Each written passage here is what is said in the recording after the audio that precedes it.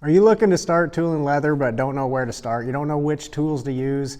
It can be a little bit overwhelming. If you've ever tried to shop for tools, there are so many options out there, and it's probably a little intimidating when you look to see videos of people online doing stuff and you see a whole rack of tools like this. Let me tell you, you don't need all of these. A collection like this comes after years of tooling leather, and it's not about the tools and how many you have. It's about having the right tools and learning how to use them. So in this video, I'm going to show you the 15 tools that I personally recommend to beginners. After years of helping people get started with tooling, I've hand selected some tools that I think gives you the best chance for success right off the bat. There's nothing more frustrating to me than seeing a beginner that's interested in the craft maybe get misled or just buy the first thing they come to and actually start with the wrong tools, get frustrated, don't see any level of success, and want to give up on the craft. All the while, they might have some potential talent, and if you get the right tools in their hand, they can see a little bit of success and gain confidence as we go. So with nothing further, let's jump in and let me show you these tools, how to use them and where to use them. First tool we're going to talk about is a stylist. This little tool is really handy when we look to transfer patterns, because if we want to tool something, we need that pattern to be onto leather. So once my leather is wet down here, which we just wet with a sponge there, now I can place this pattern on here that's covered in packing tape, both sides. Now using the ballpoint end of this stylus, I can go right over top of these lines with a little bit of pressure. We see how that transfers a pattern in there. That's going to give us something to follow when we go to cut that in. Now, what about the other end of this tool? This is a modeling spoon, which you can get into other detail work on, but the really nice place for this, especially as a beginner, if we get something, some nicks or scratches or things outside of where we want them, this tool almost can work like a little bit of an eraser and lightly buff out some of those marks that we don't want. Number two is an absolute must-have if you're going to be tooling in leather. This is a swivel knife. So it gets its name from right up here. This cradle on your knife swivels around. Now our blade is down here. When I hold this knife, I use my middle finger and my thumb down on the barrel with the index finger on the cradle. And that's where the down pressure is going to come for this knife. My ring finger, I even bring it right down next to that blade. But once this pattern's transferred into our leather, this is the tool we're going to use to cut this pattern into the leather. This is going to be the base cut for our patterns. Now notice when I use this tool, I am pulling it towards me. I tip it back away from me just a little bit, but I keep it straight up and down.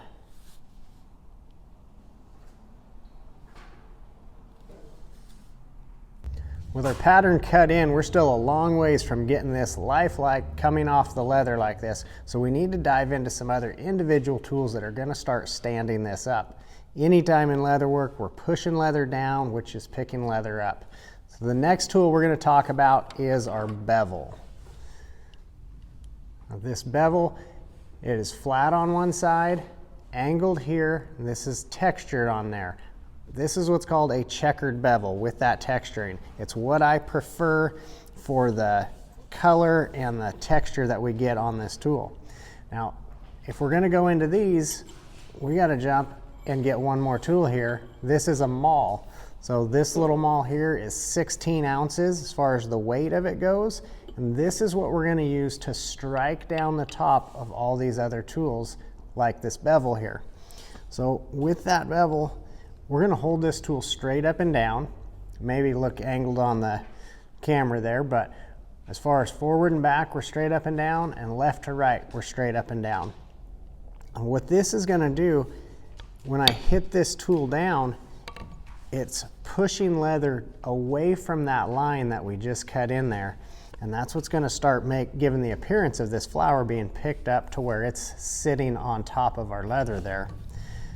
Now, when I hit this tool, I'm hitting it down, and every time I'm moving it over just slightly.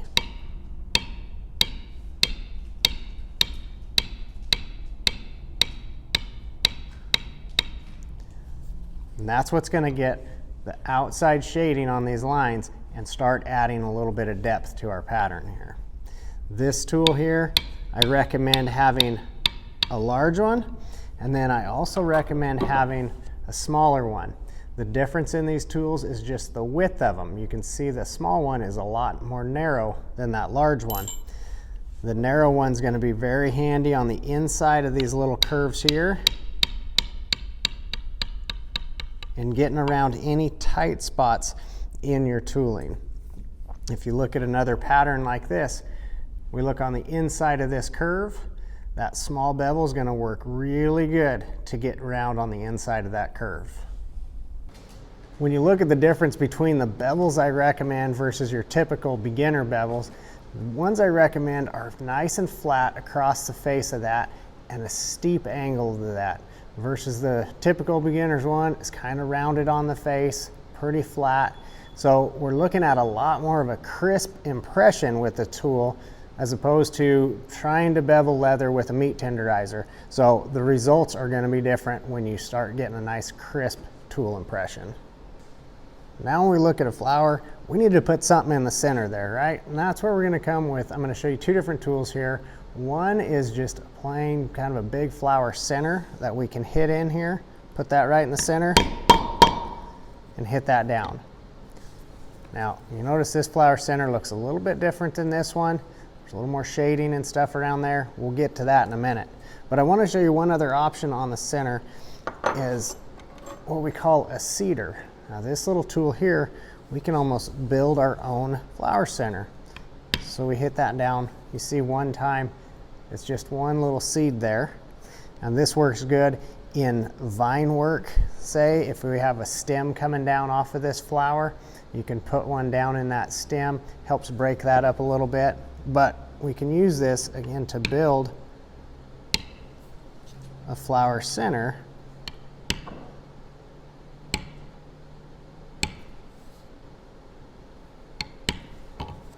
By stepping that tool right around itself. So it gives you another option, plus the versatility to use this for other detail work in your vines. We talked about shading around that flower center. There's also shading out at the end of these petals here. Let me introduce you to my friend, the Vertical Line Thumbprint. This little tool here is very universal. It's wider on one end, narrow on another. It's pretty flat across here, and there's lines that run along that. This tool here, rather than holding straight up and down, I don't want to get that full tool impression, we actually tip just slightly here. So when I hit that tool down and it's tipped, you can see the impression's really dark around that edge, and then it fades off down that petal. That's what we're after. Now this tool here, I can slightly tap and move, and we can fade that shading out with it. I can do that a long ways here, and then I can do it side to side as well.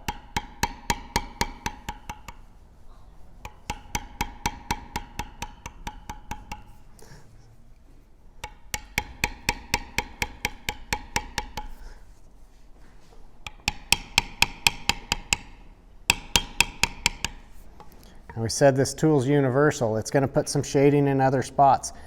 Number one, right around that flower center. I can tip this tool back,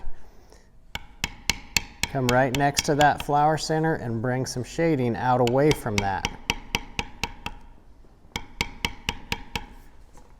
That's how we get this shading all the way around that center, is with that same tool. Another spot I'll use this is as what they call a leaf liner. You don't need a separate tool for that to get started. Use the same one. We tip that tool and come right along the edge of that leaf there, and that's how we get that shading right next to that. I love helping people get started with their leather craft, and that's what this channel is all about. Each week we put together new videos specifically geared to help you get started in your leather craft. So be sure to subscribe, hit the notification bell, that way you don't miss out every week when we put out a new video. Let's get back to the bench because I got 7 more tools to show you. This tool here is called a veiner. It's got a little bit of a curve to it and has some texture in there. When we strike this one down flat, you can see the impression there. But this is another tool that I never use all the way flat down. I'm always tipping this tool one way or another, and you can see how that gets a crisp impression there and then fades off one way. Where do we use that tool at? Right in here on the leaves. Because the vein on those leaves, that tool's tipped and hit right on there, staggered out. Another place we use this is around some of the vine work on like these little swirls here. Now that's a technical leather term there, swirls. But that aside, I'll show you how to do that here. Tip that tool. I'm holding that tool, walking it around, and you can fade that around there. Next, I want to show you a tool that's going to create this little bit of a wrinkle in here. You can see I use it right there where this vine stops. I use it again on this one right at the base of these flower leaf stems, excuse me. There's one there and one right here. What is the tool that does that? It is actually this tool right here, and it's called a Mules Foot. It looks like a little bit of a V when I strike that tool down straight. You can see it right here. There it looks like, and hey, there it looks like a V. Now that tool there, when I use it in those places, I'm gonna strike that down and I tip it just a little bit away, so a little bit towards that point, and then I can stagger those and hit lighter and lighter as we go, and that's what's gonna give it that faded look there. Now why is that called a mule's foot? Here's just a little bit of trivia for you. Horse's foot is round like a horseshoe. A mule's foot is actually a little bit narrower. Doesn't come quite to that point, but it is narrower than your average horse's foot. Now let's look to what we'll call the background of this pattern here. So you can see we have the vine work sitting on top, and back behind that, this textured area here, that would be what we call the background. Now there's a tool that puts that background in place. And that's going to be this guy right here, and this is called a Bargrounder. Now specifically, this is a matte Bargrounder, and what we're doing with this tool is exactly that. We are matting the background down. So if I strike that tool once, you can see some texture down in there. Now it's also a little odd shaped, right? It's a little narrower at this end, a little wider at that end. That's going to work really good for fitting in different places. So we get down into these little narrow points, we'll use the narrow end of that tool to get down in there and hit in that point. This tool is pretty simple to run. It's a very forgiving tool. I can overlap it as a need be. The main key is that you keep it straight up and down and you're hitting consistently with it. We don't want to get in there and hit a little bit hard and a little bit softer, because then you can get that inconsistent look, and we want a nice even background. So that's why when we hit that down, we're staying very consistent with how hard we hit it and how far we're moving it. We get a lot more of a consistent look to that. Another common style of backgrounds is going to be called a Bargrounder. Now that tool here is consistent of a line of little dots, like a little line of seeds. When I strike that tool down, you can see that the impressions there are just a little line of dots. Now that one, as we use that, we hit it down once, and then we move it over slightly, hit it again, and we're lining these dots up as we go. We can run that in a straight line like that. We can use this tool and fan it out slightly, help fill different areas. The main thing with this is that we don't want to switch directions with it. We don't want to be hitting it one way and then hit another way and then hit another way, because that creates kind of a chatter up mess in there. But if we get into too tight of a spot with that tool and it won't fit, what do? Well, that's why it's good to have a second option, another tool. They're a set, so they match up as far as the size of those dots, but this one is a small Bargrounder. They have a large Bargrounder and a small Bargrounder. And those are going to work in tandem there, to where if you get into a spot and you can't fit your large one, now we can come alongside that with that narrow small bar grounder and fit into little tight spaces. This next tool I'm going to show you is a basket stamp. I'm going to show you the impression that this tool makes. Now, that tool there, it kind of looks like an H, right? We got two long legs and then this bar across the center. Now, what in the heck is that for? That is for a basket stamp, so a geometric type pattern like this. If you've looked at much leather work, you've probably seen something similar to this. It's a pattern that is going to be what we call stamping, right? We're just going to stamp this out, put that tool down, kerchunk, kerchunk. It's not the finesse of shading and beveling like in a floral carve instance there. Now, how does this thing work? This tool here, we talked about that being an H. We're going to overlap this tool a little bit. So we're going to take the back leg of this H and put it right in where we had just stamped there. So that one leg is going to go inside there. And they stamp together. And then we're going to keep moving in a direction like that. Now we come back down here, and there's a few different ways to actually run this, but this is how they work together. Once we come start this next row, it's going to overlap on both sides now.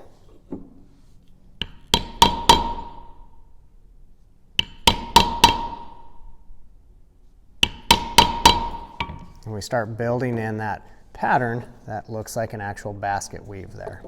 And whether it's a piece that you have a geometric stamp in like this, or even a plain piece that you're doing, it's nice to have a border on it sometimes. So to put that border in, we're going to look at having a border stamp. You can see this is kind of a half round stamp. We're flat across one edge. This one's kind of a cool one. It's got some seeds and lines in there. And with that, we're going to come right along a line. Now that line we cut with a swivel knife, and then I actually beveled that as well. It's how I prefer to do it. Gives you a little more depth in that border stamp there. But the impression that makes, really crisp and clean. And now we're going to simply move to the side, stamp it in again, and we'll continue to lay those in right next to each other.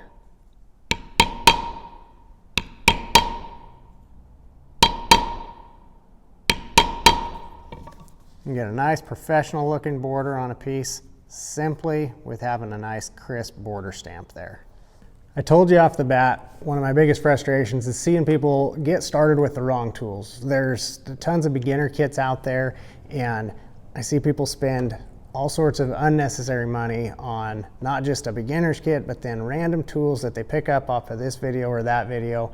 And it frustrates me to see people not only waste the money, but then get tools that don't set them up for success, right? And that's why I put together these tools after years of helping people get started in leather tooling. What tools are going to specifically set people up and help them succeed to get started with? And that's why we've gathered these up and made our own beginner's kit, because I feel like this is the best investment you can make if you're looking to tool leather. It sets you up for success from the get-go. Starts with some patterns that we put in there. These are drawn with the beginner in mind. They're set up to where you can get around the lines, and they fit the tools that we're using here. Now, you saw we tooling on leather. Specifically, this is very different from most beginner kits. A lot of beginner tool kits won't come with leather even, but if they do, it's a cheap import veg tan leather, and we use Herman oak leather in our kits. This is by far the best tooling leather that you can tool on. It's what any professional that's doing high quality stuff is going to be tooling on Herman oak leather. It's a different tannery system that they use. The impressions you get, the color you get out of the leather, your tools run smoother, your knife is smooth, it doesn't drag and all chattery. It's, like I said, the top of the line, and that's what we put in here. People get on me like, why would you do that for a beginner's kit? Just put the cheap leather in there. Because again, as a beginner, if you start with good stuff, you're gonna see success right off the bat, rather than fighting bad materials and bad tools and get frustrated and quit this craft. It's an amazing craft, and if you have an interest in it, I wanna see you progress and keep going with it. So, beyond the leather, we talked about wetting that down. We throw a sponge in there. Real easy wetting that down. We have other videos about what's called casing your leather, and that's getting it wet. It's a whole process that it doesn't have to be that complicated. So there's a really good video that makes that simple that you can check out as well. And then we get into the tools that we looked at in the video. We got the Stylist, our maul that we use, the swivel knife, and all of the other detail tools that we just walked through how to use. We put those together in a kit here so you don't have to search the internet and try to find different tools that may look similar but not have the exact impression that we're talking about here. Just like the example of the bevel. We want the specific one that's a nice crisp impression, not just something that's called the same name that doesn't give you the success that you need. So we've put them all together here. We're going to link up in the description or down below, wherever's easy to shop from on here, and make it simple so you don't have to waste any more time, any more money on tools that you don't need, but you can get them all together here in one spot for an affordable price that gets you on the right track to success when it comes to leather tooling. Don't forget to subscribe, turn on your notifications, and follow along so we can help you with tips and tricks that are gonna get you further faster. I appreciate you letting me be on your leathercraft journey, and we can't wait to see you in the next video.